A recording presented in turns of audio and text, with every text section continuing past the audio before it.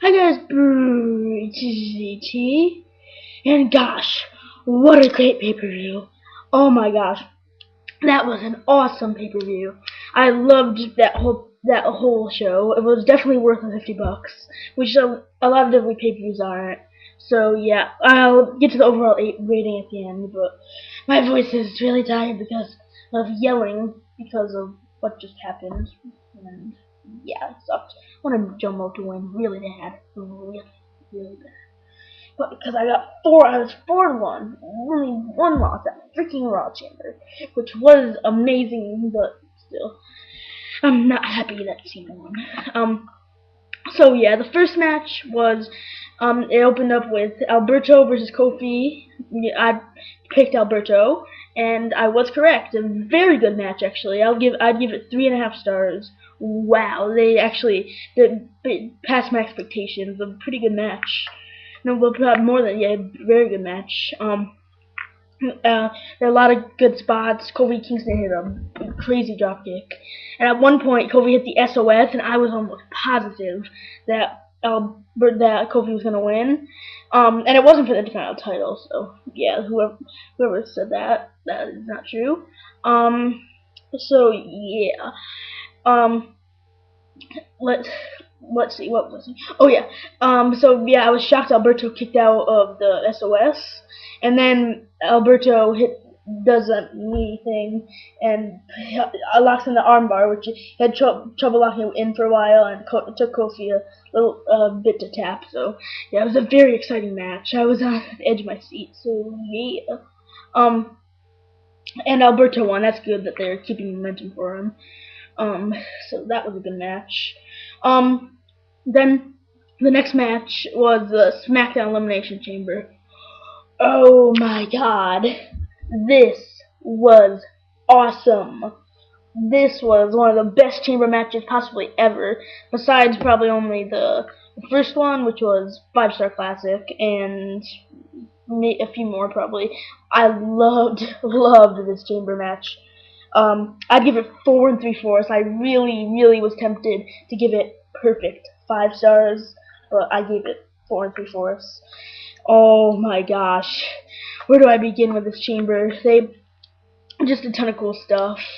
You know, of course the pod. At one point, Big Show tossed Wade Barrett through the glass, and I think twice. I'm pretty sure, and it was just an awesome match. And Drew McIntyre hit the DDT on Big Show. I thought Big Show was gonna be eliminated, but he kicked out. And then Rey Mysterio hit something, and Big Show still kicked out. So I was really surprised that Big Show was that resilient. Then the end, what made the match so awesome? Edge and Rey Mysterio. Oh my gosh, where do I begin? That was like so amazing. The end. Edge kicked out a 619. Rey Mysterio kicked out a spear. I was like, I wanted Edge to win so bad because I don't want to see Rey Mysterio Alberto or something like that. I'd rather say Edge and Alberto wasn't that much better, but still, it's better. It's better than Rey and Alberto for the millionth time. And they see that on SmackDown all the time. I mean, WrestleMania main event, really, that'd be terrible. But so yeah, and it was so exciting. When Rey Mysterio did the 609, I was guaranteed. I was on the floor rolling around. Well, I was gonna say the last time I was like that, but I was just like that 6 days ago when Rock returned. So yeah, so I completely marked out. That was just such an amazing match overall. And Edge retains, thank God, with a spear. Rey Mysterio jumped off the top rope, and Edge hit a spear from that.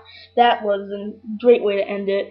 And Edge wins, and then after Alberto assaults him, and then this just adds on to the match. Christian returns afterwards. I was hoping he'd be the 6th entry, but it was Big Show. Yeah, not that good. But that was so cool when Christian returned. And Edge ended up standing tall with the world title, rated R, superstar. Yeah.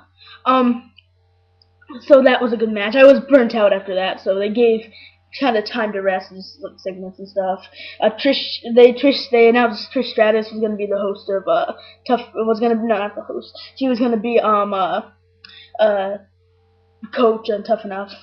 So that's pretty cool. You haven't seen Trish in a while, so yeah. And then she came out with this stupid catchphrase or whatever. So yeah, she's probably my favorite diva of all time, and that's not the same. I don't like divas, but yeah, it was good to see Trish again. And Booker T came in the ring and stuff, so yeah. And it was Booker T, Josh Matthews, and Michael Cole on commentary tonight. Kind of a weird mix, but they had that on SmackDown. Well, Jerry Lawler wasn't there because he had his thing against Miz. And they did an interview with Jerry Lawler backstage. He talked about his mom dying and stuff, you know. Pretty much just what you expect. And then they did, what was the next match? They had the Corre versus Santino and Koztino, as I would call them in the description of my last video. So finally, Koztino loses the tag team titles. I've been waiting for this for a while. And to the core, so pretty good. You know, I didn't mind the match. I was expecting it to be a lot worse. It still wasn't that good, but yeah. I'd give it 2.5 stars probably. Watchable match. Let's see. What was next? I feel like I'm forgetting something. I want to move on. Yeah, it was Miz versus Jerry Lawler. You know, they had a big build up for it, for the WWE Championship. It's only a toy doll, not the real replica. I wish I had the real replica, but yeah, toy will do, I guess.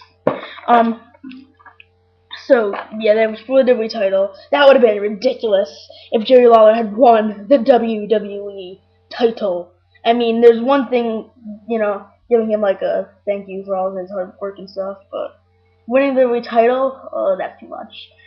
Gosh, I was glad that Miz won. It actually ended up being not the good technical wrestling match, but just because of all the drama, made actually a very good, pretty good match. I'd give it actually 3.25, mainly because of all the drama and stuff. Kind of like Hogan Andre at WrestleMania 3, you know. It wasn't that good of a technical match, but it was tons of just drama and stuff. That same thing with this match. It was actually pretty good. Miz retains, thank God. Because he's the Miz, and he's awesome. Seems like I have a bad impression in every video now, but whatever. So yeah, the next match, the last match on the show. I think I'm forgetting some kind of promo or something. I don't remember. Oh, they did an interview. Oh yeah, John Cena was backstage eating Fruity Pebbles. That was kind of funny. He didn't say anything about The Rock or anything because they asked him about it, but he said he was conquering Elimination Chamber and stuff. So yeah, and then the Raw Elimination Chamber. Oh my gosh, this was almost as good as the SmackDown one. I'd give it 4.5 stars. What a match! I was rooting for Jomo so hard. I wanted Morrison to win so freaking bad. But yeah, he entered at number 1, him and Sheamus. I predicted that he was gonna enter early. They had a good little brawl, and then what was actually I thought was a pretty cool innovative spot was when Punk got stuck in the cage, and then Orton started punching him and stuff, and then Orton had the RKO and pinned Punk, but the GM called in and said that was unfair, so Punk got to re-enter, and he went right back into the pod. So I think what they should have done, instead of him going back into the pod, he just got to restart and go right back into the ring like normal. But yeah, that was fine how they did it. I don't like the GM calls in during like big matches like the Royal Rumble and this match. It's kind of stupid.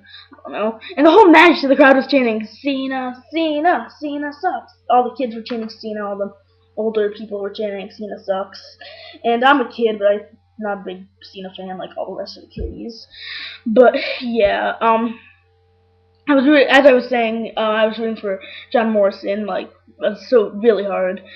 And he had an awesome, amazing spot during this match where him and Sheamus were brawling on top of the pod, and yeah, and Sheamus smashed Morrison through the pod. There was a lot of pod action during this match, and then Morrison climbed on top of the roof and jumped off the roof onto Sheamus, and that's how Sheamus got eliminated. Oh my gosh, that was a really innovative move, and that was pretty cool. Let's see, what else? Of course, when Cena got in, he got a big reaction. And then, the final three ended up being Morrison, Punk, and Cena. That was so intense and so much drama. Oh yeah, and at one point I forgot this was another chamber match, but Rey Mysterio I thought had a concussion because he got smashed into the pod like 5 times. So oh well. Okay, so yeah, that was cool, and there was just so much drama. I wanted Morrison to win so bad, but and he got hit with the FU, but he still didn't get pinned, which I was pretty shocked about. But he gets hit with go to sleep and gets pinned. Gosh. Then I was rooting for Punk, but Punk just gets picked up by Cena, FU'd onto the steel, and that's it. I don't get it. Whatever. So yeah, Cena wins. I wasn't happy about that. Him and Miz at Mania. So okay. So obviously he's gonna win. He wins the WWE title every year at Mania. It's getting frustrating. It feels like he's in the main event of every pay-per-view. It's annoying. So yeah, that's pretty much it for this review. Awesome, amazing pay-per-view. I loved pretty much every match. Every match was up to standards or past standards. And the 2 Elimination Chamber matches were 2 of the best sets of Elimination Chamber matches. Probably the best 2 Elimination Chamber matches at each, and better than the 2 at 2008, 2009, 2010. 2009 was close because 2009 had 2 really amazing chamber matches too. But yeah, both the chambers were awesome. That is it. I am bbbbbbttttt. I am out. Oh yeah, and the overall rating for the pay-per-view I would give an 8.5. Very good pay-per-view. I am out for good.